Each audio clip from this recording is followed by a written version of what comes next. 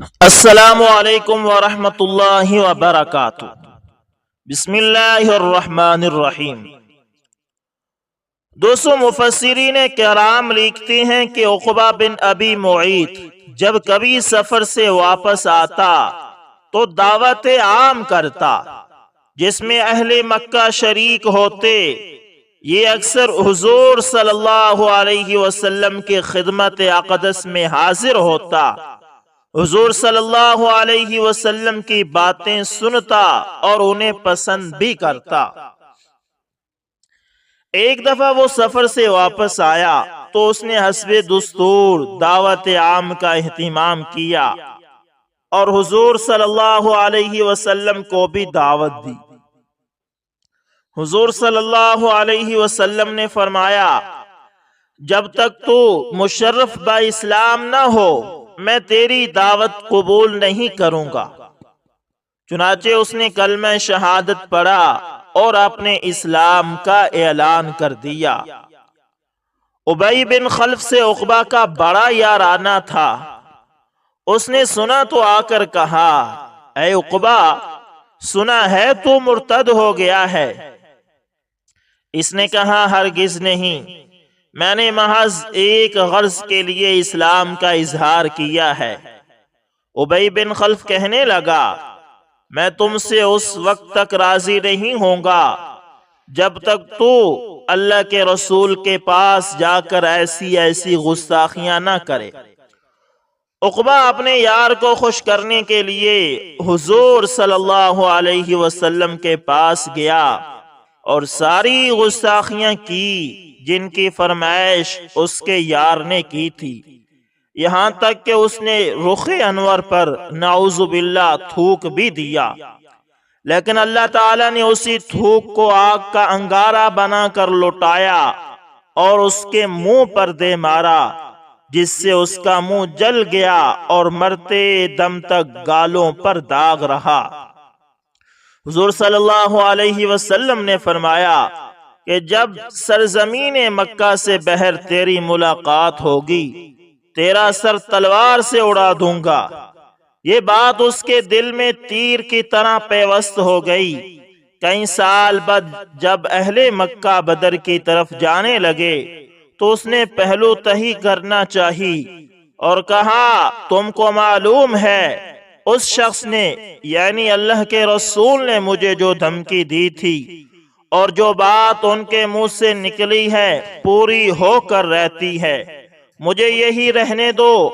انہوں نے کہا، تم بھی عجیب آدمی ہو، پہلے تو اس کے غالب آنے کا سوال ہی پیدا نہیں ہوتا، اور اگر بالفرض محال کوئی ایسی صورت پیش آ بھی گئی تو تمہارے پاس تیز تراز اور سرخ اونٹ ہیں، اس پر سوار ہو کر چلے جانا۔ چنانچہ اسے اپنی بدبختی لے گئی، کفر کو شکست ہوئی، یہ اپنے اونٹ کو لے کر بھاگا، لیکن وادیوں کے بیچ و خم میں الجھ کر رہ گیا اور گرفتار کر لیا گیا۔ چنانچہ حضور صلی اللہ علیہ وسلم کے حکم سے سیدنا علی کرم اللہ وجہہ نے اس کا سر قلم کر دیا۔ قیامت کے روز یہ جب قبر سے اٹھے گا تو اس کی حسرت و ندامت کی یہ حالت ہوگی جو آیت مذکورہ میں ہے، یا ویلتا لیتنی لم اتخذ فلانا خلیلا، اے افسوس کاش نہ بنایا ہوتا میں نے فلاں کو دوست اپنا۔ خالد بن سفیان عبداللہ بن انیس رضی اللہ تعالی عنہ کے ہاتھوں جہنم رسی۔ خالد بن سفیان الحزلی اسلام کا بدترین دشمن تھا۔ وہ رسول اللہ صلی اللہ علیہ وسلم کو گالیاں دیا کرتا اور لوگوں کو ان کے خلاف اکساتا۔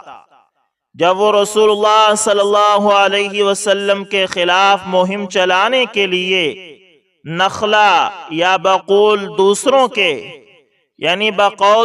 کے عرینہ جانے کے لیے روانہ ہوا تو رسول اللہ صلی اللہ علیہ وسلم نے عبداللہ بن انیس رضی اللہ تعالی عنہ کو خالد الحزلی کا قصہ تمام کرنے کے لیے مامور فرمایا۔ عبداللہ بن انیس رضی اللہ تعالی عنہ بیان کرتے ہیں کہ رسول اللہ صلی اللہ علیہ وسلم نے مجھے بلایا اور کہا کہ انہوں نے خالد بن سفیان الحزلی کے نخلا میں ایک لشکر جمع کر کے حملہ کرنے کی خبر سنی ہے۔ پھر رسول اللہ صلی اللہ علیہ وسلم نے مجھے حکم دیا کہ میں جا کر اس کو ختم کر دوں۔ میں نے رسول اللہ صلی اللہ علیہ وسلم سے اس کا حلیہ بتانے کی درخواست کی۔ آپ صلی اللہ علیہ وسلم نے فرمایا اگر تم اس کو دیکھ پاؤ گے تو وہ تمہیں شیطان کی یاد دلائے گا، مزید یہ کہ وہ ہر وقت کانپتا رہتا ہے۔ ایک تلوار سے لیس ہو کر میں یعنی حضرت عبداللہ بن انیس رضی اللہ تعالی عنہ فرماتے ہیں کہ میں تلوار سے لیس ہو کر اس کی تلاش میں نکلا۔ جب میں نے اس کو دیکھا تو عصر کی نماز کا وقت ہو چکا تھا، اس لیے میں نے پہلے عصر کی نماز پڑھنے کا فیصلہ کر لیا۔ نماز ختم کرنے کے بعد میں نے اسے دیکھا تو ہو بہو جیسے رسول اللہ صلی اللہ علیہ وسلم نے فرمایا تھا ویسے کانپ رہا تھا۔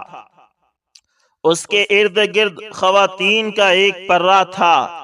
جب اس نے مجھے دیکھا تو مجھ سے پوچھا کہ میں کون ہوں، جس کے جواب میں اپنی اصلی شناخت چھپاتے ہوئے میں نے کہا کہ میں ایک عرب ہوں جس نے سنا ہے کہ خالد الحزلی ایک فوج جمع کر رہا ہے ایک شخص کے خلاف جو اپنے آپ کو اللہ کا رسول صلی اللہ علیہ وسلم ہونے کا اعلان کر چکا ہے۔ میں ایسی فوج میں شامل ہونے کے لیے آیا ہوں۔ اس نے جواب دیا کہ فی الواقع وہ ایک ایسی فوج جمع کر رہا ہے۔ میں کچھ دیر اس کے ساتھ چلتا رہا اور جیسے ہی موقع ملا میں نے تلوار سے وار کر کے اس کو موت سے ہمکنار کر دیا۔ اپنے معمور مقصد کی تعمیل کے بعد میں نے تیزی سے رائے فرار اختیار کی، جبکہ اس کی عورتیں اس کی لاش پر بین کر رہی تھی۔ جب میں رسول اللہ صلی اللہ علیہ وسلم کے حضور میں واپس ہوا تو آپ صلی اللہ علیہ وسلم نے مجھے دیکھ کر کہا عبداللہ جس نے اپنے مقصد معمور کی تکمیل کی زندہ باد۔ میں نے رسول اللہ صلی اللہ علیہ وسلم کو بتایا کہ میں نے اسے موت کی نیند سلا دیا ہے، جس کے جواب میں آپ صلی اللہ علیہ وسلم نے فرمایا تم فی الواقع سچ کہہ رہے ہو۔ پھر رسول اللہ صلی اللہ علیہ وسلم مجھے اپنے گھر لے گئے اور مجھے ایک چھڑی عطا کی۔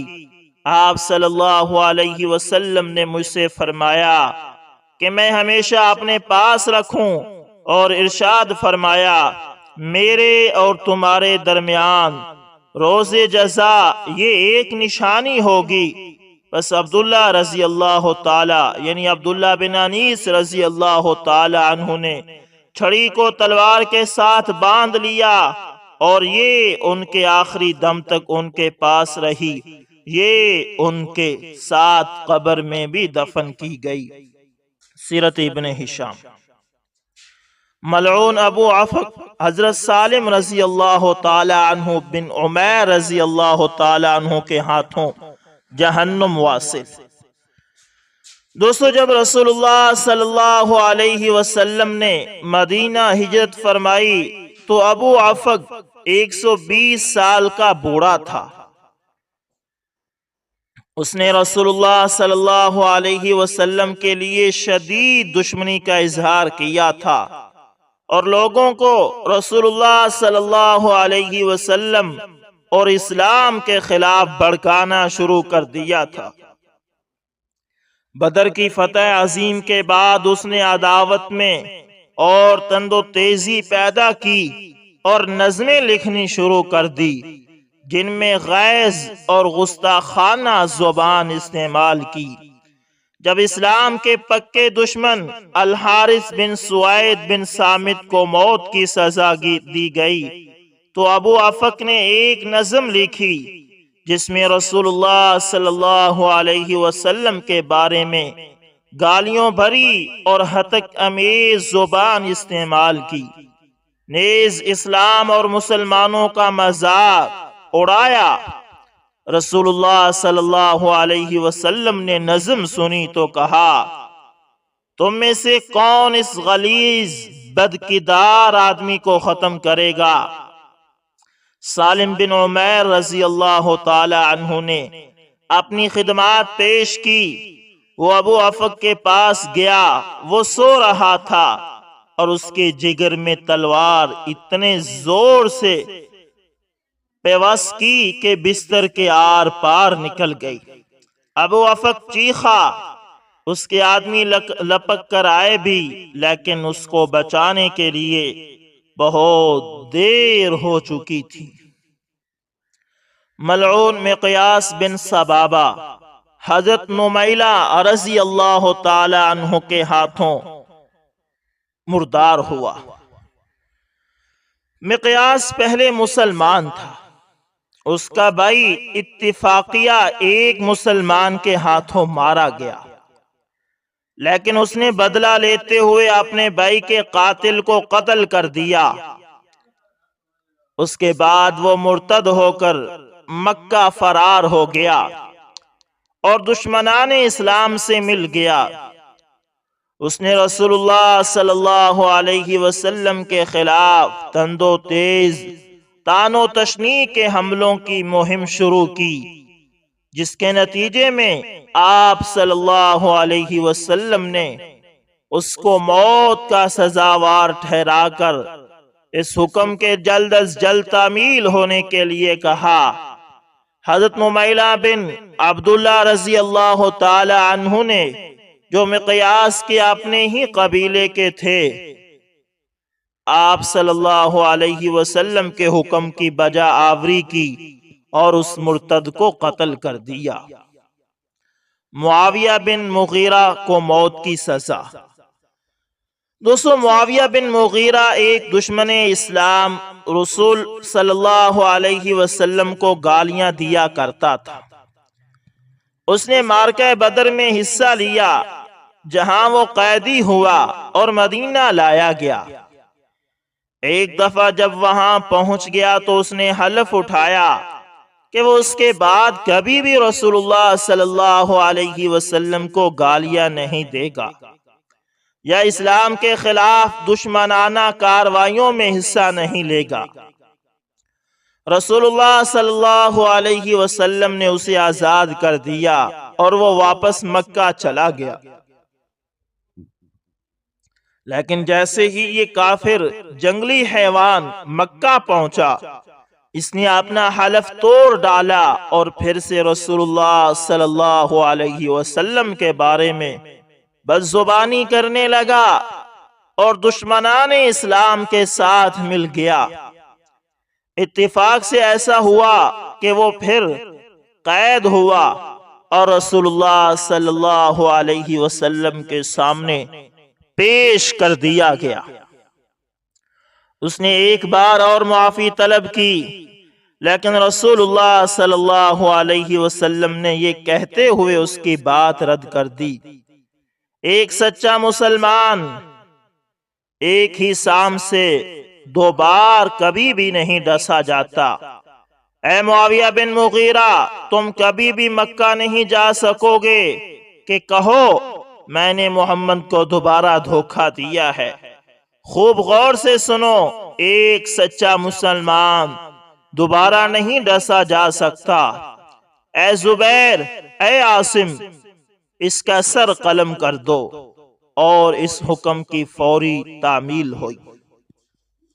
فاروق اعظم رضی اللہ تعالی عنہ کے ہاتھوں بشر نامی منافق کا انجام۔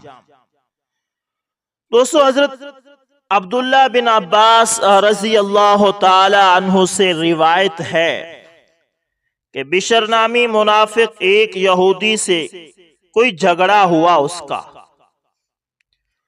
وہ اس کو فیصلے کے لیے یہودی سردار کعب ابن اشرف کے پاس لے جانا چاہتا تھا، جو کہ دشمن اسلام تھا اور جسے قرآن نے طاغوت کا نام دیا تھا۔ لیکن یہودی معاملے کو رسول اللہ صلی اللہ علیہ وسلم کے پاس لے گیا، جنہوں نے معاملہ سن کر یہودی کے حق میں فیصلہ دیا، مگر منافق نے رسول اللہ صلی اللہ علیہ وسلم کے فیصلے کو مسترد کر دیا،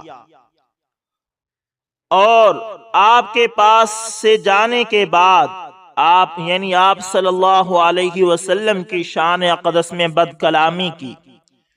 منافق نے یہودی سے پھر رجوع کیا اور تجویز کیا کہ معاملے کو حضرت عمر بن خطاب رضی اللہ تعالی عنہ کے پاس پیش کرتے ہیں۔ حضرت عمر کا فیصلہ ہم اپنے اوپر دونوں لازم سمجھیں گے۔ چنانچہ حضرت عمر رضی اللہ تعالی عنہ کے پاس آئے اور معاملہ ان کے سامنے پیش کیا۔ یہودی نے یہ بھی بیان کر دیا کہ وہ پہلے رسول اللہ صلی اللہ علیہ وسلم کے پاس جا چکے ہیں۔ آپ صلی اللہ علیہ وسلم نے یہودی کے حق میں فیصلہ کر دیا ہے، لیکن بشر نے اس کو مسترد کیا ہے۔ یہودی نے یہ ساری کارگزاری حضرت عمر رضی اللہ تعالی عنہ کو سنائی اور کہتا ہے کہ یہی وجہ ہے کہ اب وہ دونوں ثالثی کے لیے یہودی اور منافق حضرت عمر کے پاس آئے ہیں۔ حضرت عمر رضی اللہ تعالی عنہ نے بشر سے پوچھا کہ آیا جو کچھ یہودی نے کہا وہ صحیح ہے؟ جب منافق بشر نے اپنی ہی بے حرمتی کے فعل کی تصدیق کی تو حضرت عمر رضی اللہ تعالی عنہ نے انہیں انتظار کرنے کو کہا کہ وہ گھر کے اندر سے کوئی چیز لے آئیں۔ وہ تلوار لے کر واپس آئے اور بشر کا سر یہ کہتے ہوئے قلم کر دیا کہ اللہ اور اس کے رسول صلی اللہ علیہ وسلم کے فیصلے کو رد کرنے والوں کے ساتھ معاملہ طے کرنے کا صرف ایک یہی طریقہ ہے، اس کا سر قلم کر دیا جائے۔ اس کے بعد اس واقعے کے متعلق رسول اللہ صلی اللہ علیہ وسلم کے پاس یہ وحی نازل ہوئی۔ اللہ تعالیٰ نے ارشاد فرمایا، جس کا ترجمہ ہے، اے محمد صلی اللہ علیہ وسلم، کیا تم نے ان کو نہیں دیکھا جو اعلان کرتے ہیں کہ وہ تم پر ایمان رکھتے ہیں جو تم پر نازل ہوا ہے، اور ان پر جو تم سے پہلے تھے؟ وہ جھگڑے میں طاغوت کو اپنا منصف ٹھہرانا چاہتا تھا، حالانکہ ان کو حکم ہے کہ اسے رد کر دیں، لیکن شیطان کی خواہش ہے کہ ان کو صحیح راستے سے گمراہ کر دے۔ جب ان سے کہا جاتا ہے اللہ کے نازل کردہ کلام اور اس کے رسول صلی اللہ علیہ وسلم کی جانب آؤ، تو تم دیکھو گے کہ منافق تم سے زج ہو کر اپنے منہ پھیر لیں گے۔ حضرت جبرائیل امین علیہ السلام نے حضرت عمر رضی اللہ تعالی عنہ کے فیصلے اور اس پر تعمیل کی تصدیق کی، اور رسول اللہ صلی اللہ علیہ وسلم سے کہا، عمر رضی اللہ تعالی عنہ نے حق مطلق اور کذب کے درمیان واضح فرق کیا ہے۔ اس دن سے حضرت عمر رضی اللہ تعالی عنہ کو لقب الفاروق ملا۔ عمیر بن عدی رضی اللہ تعالی عنہ کے ہاتھوں اسماء بنت مروان کا قتل۔ جب عفق اپنی موت کے انجام کو پہنچا تو اسماء بن مروان نے مسلم معاشرے میں تفرقہ پیدا کرنے کی خاطر منافقانہ کردار ادا کیا۔ اپنی ایک نظم میں اس نے نبی اکرم صلی اللہ علیہ وسلم کی تضحیک اور بے حرمتی کی۔ اسے اسلام اور اس کے پیروکاروں سے سخت نفرت تھی۔ جب رسول اللہ صلی اللہ علیہ وسلم نے اس کا کلام سنا تو فی الفور اپنے صحابہ سے اس مروان کی ناخلف بیٹی سے چھٹکارا حاصل کرنے کو عمیر بن عدی رضی اللہ تعالی عنہ اسماء کے اپنے ہی قبیلے کا ایک نو مسلم رسول اللہ صلی اللہ علیہ وسلم کا فرمان سن کر اسما کے گھر گیا اور اسی رات اس کا کام تمام کر دیا۔ دوسری صبح اس نے آپ صلی اللہ علیہ وسلم کو حکم کی اطلاع دی۔ رسول اللہ صلی اللہ علیہ وسلم بہت خوش ہوئے اور اس کو خوشخبری سنائی کہ اس نے اللہ اور رسول صلی اللہ علیہ وسلم کی مدد کی ہے۔ مزید یہ کہ رسول اللہ صلی اللہ علیہ وسلم نے اپنے صحابہ رضوان اللہ علیہم اجمعین میں عمیر رضی اللہ تعالی عنہ کی ان الفاظ میں تعریف کی: اگر ایسا شخص دیکھنا چاہتے ہو جس نے اللہ اور رسول اللہ صلی اللہ علیہ وسلم کی مدد و معاونت کی تو عمیر کو دیکھ لینا۔ جب اسما انجام کو پہنچی تو اس کے قبیلے والوں میں بڑا ہیجان و اضطراب ہوا، اس لیے عمیر رضی اللہ تعالی عنہ اپنے قبیلے میں گئے اور ان سے خطاب کیا: اے بنی ختمہ، میں نے اسما بنت مروان کو قتل کیا ہے، اگر بدلے کا سوچ رہے ہو تو میرے ساتھ لڑائی کے لیے تیار ہو جاؤ۔ اس سے بنو ختمہ کو بڑا دھچکا لگا، ان کو احساس ہو گیا کہ ان کے قبیلے میں بھی اسلام نے قوت و طاقت حاصل کر لی ہے۔ پھر تمام کے تمام قبیلے نے جب اسلام کے وقار اور عظمت کو دیکھا تو اسے قبول کر لیا۔ توہین رسالت کی مرتکب عورتوں کا قتل۔ دوستو، عرب میں توہین رسالت کے مرتکب کفر گو بے حرمتی کرنے والے مرد بھی تھے اور عورتیں بھی۔ چند عورتیں طاقتور سرداران قریش کی منکوہہ تھی اور اس لیے ایسے ماحول کی پروردہ تھی جہاں انہوں نے محسوس کیا کہ ان کی مراعات یافتہ حیثیت کو اسلام سے خطرہ ہے۔ کچھ اور گانے والی لڑکیاں تھی جو رسول اللہ صلی اللہ علیہ وسلم کو گالیاں دیا کرتی تھی۔ ایک زمرے میں وہ عورتیں تھیں جن کو اسلام اور رسول اللہ صلی اللہ علیہ وسلم سے نفرت نے اندھا کر رکھا تھا۔ حضرت ابن عباس رضی اللہ تعالی عنہ سے روایت کی جاتی ہے کہ ایک نابینا مرد کی شادی ایک کنیز سے ہوئی۔ وہ جب کبھی رسول اللہ صلی اللہ علیہ وسلم کے متعلق بات کرتی تو بد زبانی کرتی۔ اس کے خاوند نے منع کرنے کی کوشش کی لیکن کامیاب نہ ہوا۔ سرزنش بھی اس کے گستاخانہ اور بے حرمتی کے رویے سے اسے باز نہ رکھ سکی۔ ایک رات جب اس نے رسول اللہ صلی اللہ علیہ وسلم کے لیے بد کلامی شروع کی تو اس کے نابینا خاوند نے اسے چاقو مار کر ہلاک کر دیا۔ اس کے پاس پڑے ہوئے بچے پر بھی خون لتھڑ گیا۔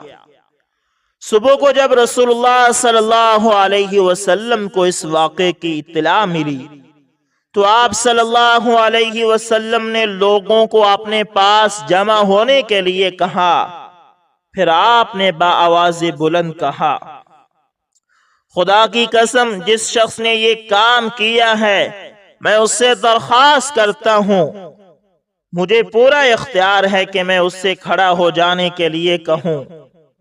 دوسرے لوگوں کے کندھوں سے ٹھوکریں کھاتا ہوا اور خوف سے لرزا نابینا اٹھا اور سب کے سامنے جہاں رسول اللہ صلی اللہ علیہ وسلم کھڑے تھے چلا گیا۔ اس نے کہا: یا رسول اللہ صلی اللہ علیہ وسلم، میں نے اس عورت کو قتل کیا ہے، وہ آپ کو گالیاں دیا کرتی تھی۔ میں نے اپنی بہترین کوشش کر دیکھی لیکن وہ سنتی ہی نہیں تھی۔ میں نے اس کی سرزنش بھی کی لیکن وہ اپنی بدعادت ترک نہیں کرتی تھی۔ اس کے بطن سے میرے موتیوں جیسے دو بیٹے ہیں، وہ میری محبوبہ ساتھی تھی لیکن گئی۔ رات حسب معمول اس نے آپ کو گالیاں بکنی شروع کر دی، اس باعث میں نے اس کو قتل کر دیا۔ نبینا کی سرگزشت سن کر رسول اللہ صلی اللہ علیہ وسلم نے فرمایا، اے حاضرین، گواہ رہو کہ اس کا خون بہانا لازم تھا اور اس کے لیے بدلہ یا انتقام نہیں۔ حضرت شعبی رحمت اللہ تعالی سے روایت ہے کہ ایک نبینا مرد ایک یہودیہ کے گھر بسیرا کیا کرتا تھا۔ وہ ہمیشہ اسے کھانا مہیا کرتی، وہ مہمان نواز اور نبینا پر ترس کھاتی، لیکن وہ رسول اللہ صلی اللہ علیہ وسلم کے لیے بد زبانی بھی کیا کرتی تھی۔ ایک رات جب وہ اپنے معمول کے مطابق رسول اللہ صلی اللہ علیہ وسلم کو گالیاں بکنے میں مصروف تھی تو نابینا اپنے اوپر قابو نہ رکھ سکا، اس نے یہودیہ کا گلا گھونٹ دیا۔ صبح جب رسول اللہ صلی اللہ علیہ وسلم کو اطلاع ہوئی تو آپ صلی اللہ علیہ وسلم نے دریافت فرمایا کہ یہ کام کس نے کیا ہے؟ نبینا سامنے پیش ہوا اور پورا ماجرا سنایا۔ جب رسول اللہ صلی اللہ علیہ وسلم کو یہودیہ کے نازیبا رویے کا علم ہوا تو آپ نے اس قتل کو جائز قرار دیا۔ حضرت علی رضی اللہ تعالی عنہ بیان کرتے ہیں کہ مدینہ منورہ میں ایک یہودیہ رسول اللہ صلی اللہ علیہ وسلم کی توہین کرتی تھی اور آپ کی عظیم شخصیت کے خلاف بد زبانی بھی کرتی تھی۔ ایک غیرت مند مسلمان نے اس کا گلا گھونٹ کر ہلاک کر دیا۔ اس واقعے کی تحقیق کے بعد رسول اللہ صلی اللہ علیہ وسلم نے اس کے خون بہا کو جائز قرار دیا۔ اس واقعے کو ابو داؤد، نسائی اور ابن بطہ نے بھی روایت کیا ہے۔ تو دوستو یہ تھے چند واقعات۔ ان سارے واقعات کے اندر ایک بات یکساں پائی جاتی ہے کہ گستاخ رسول کو نہ اس وقت معافی تھی اور نہ آج ہے۔ آج بھی اللہ کے نبی کی شان میں جو گستاخی کرتا ہے اس کا یہی انجام ہوتا ہے، اور اللہ کے نبی کے دور میں بھی جس نے گستاخی کی اس کے قتل کا حکم اللہ کے نبی نے خود دیا۔ تو اس لیے یہ ٹھیک ہے، گستاخ رسول کی ایک ہی سزا، سر تن سے جدا۔ تو دوستو امید کرتا ہوں ویڈیو اچھی لگی ہوگی، پسند ہے تو لائک شیئر کمنٹ لازمی کریں، اور اگر آپ ہمارے channel AS information T V پر نئے ہیں تو دوستو اس کو بھی لازمی فالو کریں، سبسکرائب کریں اور ہمارے ساتھ جڑیے رہیے۔ دوستو اگر آپ چاہتے ہیں کہ روزمرہ کی بنا پر صحابہ کرام، تابعین اور اسی طرح عشاقان رسول اور ناموس رسالت پر فدا ہونے والوں کے واقعات اور ان کی آپ بیتیاں آپ سے شیئر کی جائیں تو لازمی ہے کہ آپ ہمارے چینل کے ساتھ جڑے رہیں اور سبسکرائب کریں اور کومنٹ کریں۔ دوستو ملتے ہیں کسی نیکسٹ اچھی سی ویڈیو کے اندر۔ آپ جس بھی کنٹری، جس بھی صوبے یا جس بھی شہر سے ہیں، آپ پلیز لازمی کومنٹ کے اندر لکھیے گا۔ ملتے ہیں کسی نیکسٹ اچھی سی ویڈیو کے اندر، تب تک کے لیے اللہ حافظ، جزاکم اللہ خیر۔